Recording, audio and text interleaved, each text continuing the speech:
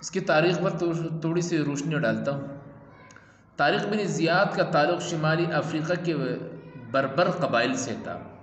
وہ بہادری اور عسکری قابلیت میں اپنے مثال آپ تھے۔ طارق بن زیاد نامور مسلمان جرنیل موسیٰ بن نصیر کی تربیت یافتہ تھے۔ موسیٰ بن نصیر نے انہیں شطرنج کا حاکم اور شمالی افریقہ میں اسلامی افواج کا سپہ سالار مقرر کیا۔ اندلس میں اس وقت عیسائی حکومت قائم تھی جو رعایا پر طرح طرح کے مظالم ڈھا رہے تھے۔ اندلس کے لوگوں کو ان مظالم سے نکالنے کے لیے اندلس ہی کے ایک سردار کاؤنٹ جولین موسیٰ بن نصیر سے درخواست کی کہ وہ اندلس پر حملہ کرے اور اہل اندلس کو عیسائی حکمران کے مظالم سے نجات دلائیں۔ کاؤنٹ جولین اندلس کے جو حالات بیان کیے تھے وہ اور جن اخلاقی برائیوں کا ذکر کیا تھا ان کو مد نظر رکھتے ہوئے موسیٰ بن نصیر نے طنجہ کے گورنر طارق بن زیاد کو حکم دیا کہ وہ اپنے مسلمان فوج لے کر اندلس جائے۔ طارق بن زیاد 7,000 سپاہیوں کے ساتھ کشتیوں میں سوار ہو کر ساحل اندلس کے جنوبی حصے پر اترے، لیکن وہاں پر طارق بن زیاد نے جو تاریخی کام کیا تھا نا وہ بہت مزے کی اور ہمارے ایمانوں کو تازہ کرنے اور ہمیں اپنے ایمان کی معیار دکھانے کے لیے وہ بہت شاندار کام ہے۔ طارق بن زیاد نے ساحل پر اترنے کے بعد اپنے سپاہیوں کو حکم دیا کہ کشتیوں کو جلا دیا جائے۔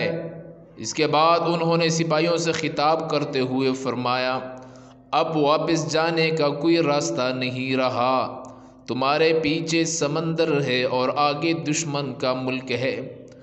اب یا تو دشمن کا ڈٹ کر مقابلہ کرنا چاہیے اور ان پر فتح حاصل کرنا ہے یا پیچھے دریا میں ڈوب مرنا ہے۔ طارق بن زیاد ساحل اندلس کے جس حصے پر اترے اس کا نام جبل طارق رکھا گیا، جیسے آج جبرالٹر کہتے ہیں۔ موسیٰ بن نصیر نے طارق بن زیاد کے مدد کے لیے 5,000 کی مزید فوج بھیجی۔ اس طرح فوج کی تعداد 12,000 تک پہنچ گئی، جبکہ عیسائی فوج کی تعداد 1,00,000 تھی۔ میرے مسلمان بھائیوں دیکھیں نا، اور وہ جنگی ساز و سامان سے بھی لیس تھی۔ اس کے علاوہ عیسائی لشکر کا بڑا حصہ زرہ پوش سواروں پر مشتمل تھا، لیکن مقابلے میں اسلامی فوج پیدل تھے۔ طارق بن زیاد کی ایمانی جذبے سے بھرپور تقریر نے مسلمانوں کے حوصلے بڑھائے۔ اسی تقریر میں طارق بن زیاد نے ایک تاریخ ساز بات کہی اور یہ تھی کہ ہر وہ زمین میری ہے جو میری رب کی ہے۔ اللہ اکبر۔ جب طارق بن زیاد نے یہ تقریر کیا اور اپنے تقریر میں یہ الفاظ کہا کہ ہر وہ زمین میری ہے جو میری رب کی ہے، تو میرے دوستوں اللہ اکبر کے نعروں میں عیسائی اور مسلم افواج کا مقابلہ شروع ہوا۔ جذبہ ایمانی سے لبریز مٹھی بھر مسلمان عیسائی افواج سے دلیری سے لڑے۔